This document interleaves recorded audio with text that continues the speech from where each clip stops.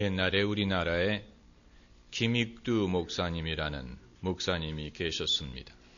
이분은 원래 깡패 출신이었는데 예수님을 믿고 목사가 되어서 우리나라 교회 역사상 가장 위대한 부흥사 중에 한 분이 된 분입니다. 이분이 사람들을 찾아다니면서 전도를 하는데 사람들 중에 하나님을 나에게 보여주면 내가 믿겠다 이렇게 말하는 사람들이 있더랍니다. 하도 하나님을 보여달라 하고 말을 해서 김익두 목사님이 이렇게 대답을 했다고 합니다. 나를 보라.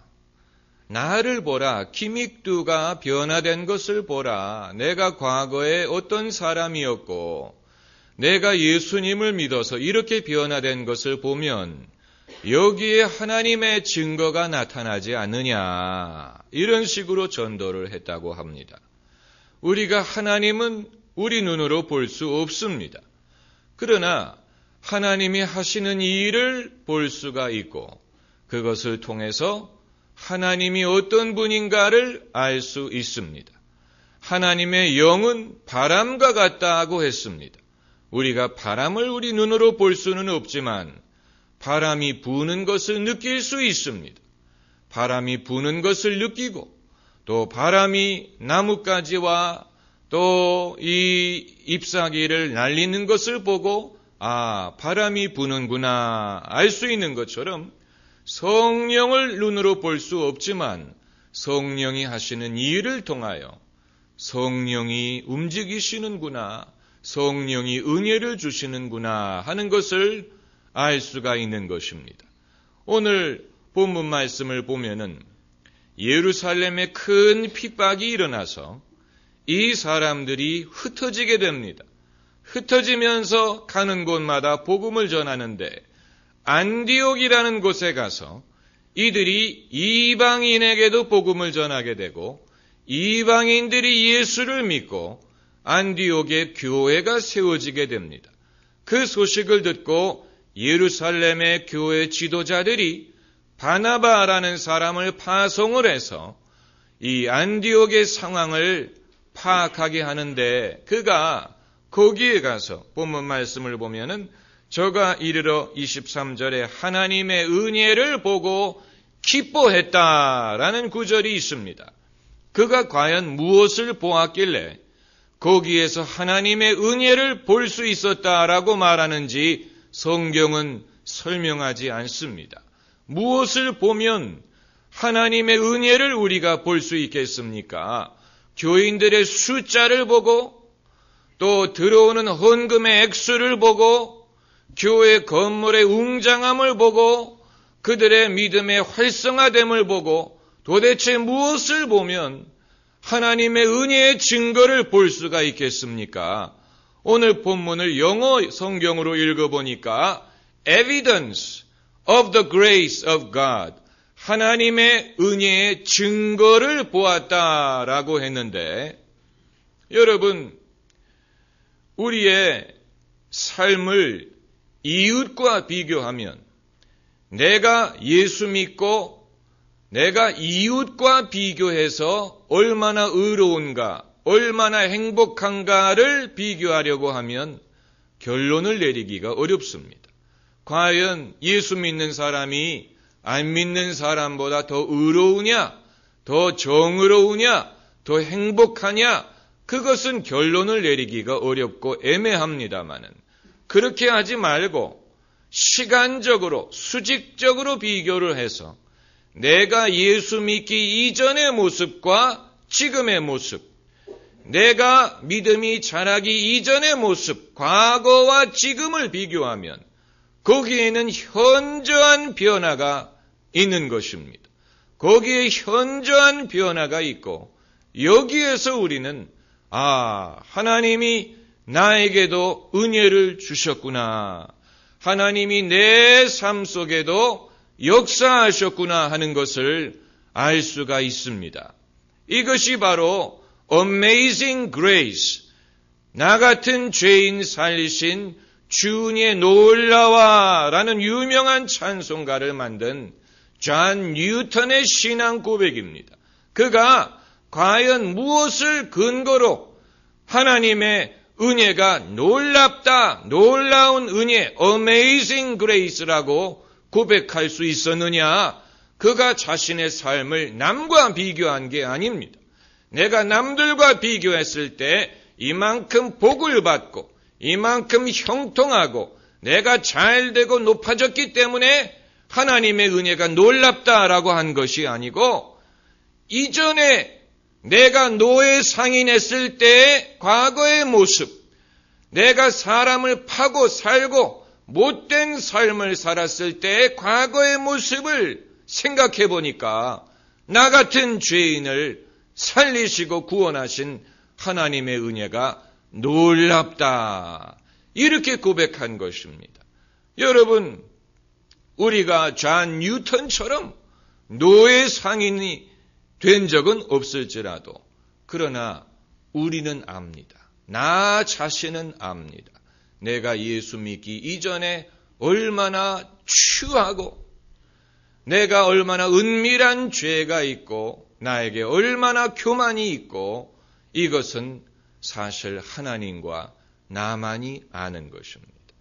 그렇기 때문에 그렇다고 우리가 완벽하다든가 부족함이 없는 것이 아닙니다. 오히려 우리가 우리의 삶을 돌아볼 때 부족함을 느끼고 민망하고 하나님 앞에 죄송한 마음이 있는 것, 여러분 그 자체도 큰 변화가 되는 것입니다.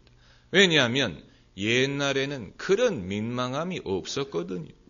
예수 믿기 이전에는 내 인생에 대하여 적어도 하나님 앞에서 민망하고 죄송하게 생각한 적이 없습니다. 그때는 회개라는 것을 몰랐어요. 후회를 했을지는 모르지만 후회하는 것과 회개하는 것은 큰 차이가 있는 것입니다. 세상 사람들은 후회하면서 삽니다.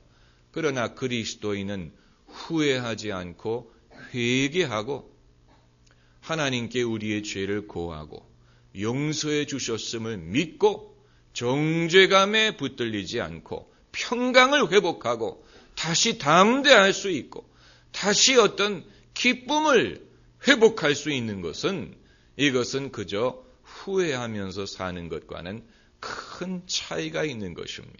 그러므로 내가 예수 믿고 구원받았는지를 어떻게 알 수 있느냐 여러 가지 방법이 있습니다마는 그 중에 하나는 내가 이전에는 몰랐는데 이제는 하나님 앞에 설 때 죄송한 마음, 부끄러운 마음, 내가 말씀대로 살지 못하는 것을 스스로 깨닫는 그런 마음이 있다는 사실 자체가 내가 변화되었다는 증거요. 그것이 내가 거듭났다는 증거 중에 하나가 되는 것입니다. Born Again, 거듭남이라는 책을 써서 유명해진 척 콜슨이라는 사람이 있었습니다. 그는 변호사 출신이고 닉슨 행정부에서 보좌관을 했던 사람이었는데 워터게이트 사건에 연루가 돼서 감옥에 가게 됩니다. 그 일을 통해서 척 콜슨이 예수님을 영접하고 거듭난 사람이 되는데 척 콜슨의 친구들이 그를 보고 한 가지 분명한 변화가 일어났다는 것을 확신할 수 있었습니다. 그것은 무엇이었냐면 예수 믿기 이전의 척 콜슨은 손해를 당하는 것을 용납하지를 못했습니다. 자기가 손해 입는 것, 이것을 용납하지 못했는데 예수 믿은 다음에는 손해가 있더라도 척 콜슨이 그것을 감당하더라. 그 일로 화를 낸다든가 실족하지 않고 그것을 품을 수 있는 사람이 되었다. 여기에서 그 주변 인물들이 정말로 이 사람은 예수 믿더니 변했다라고 말할 수가 있었다는 것입니다.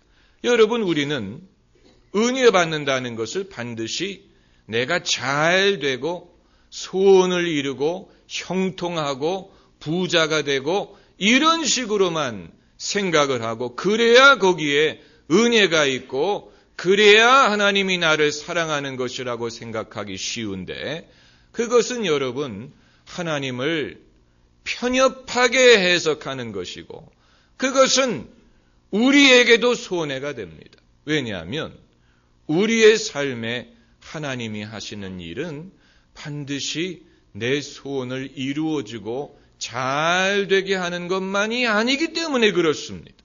여러분, 요셉이 애굽의 종으로 팔려가게 된 것, 그것은 하나님이 하신 일이라고 보기에는 좀 너무하지요. 그러나 넓은 의미에서 보면 하나님이 허락하셔서 그렇게 된 것이고 하나님의 섭리에 의해서 그렇게 된 것입니다. 왜냐하면 요셉이 애굽의 종으로 잡혀갔기 때문에 그가 장차 일어날 기근을 예언할 수 있었고 기근을 방지할 수가 있었고 애굽을 구원하고 자기 가족을 구원하지 않았습니까?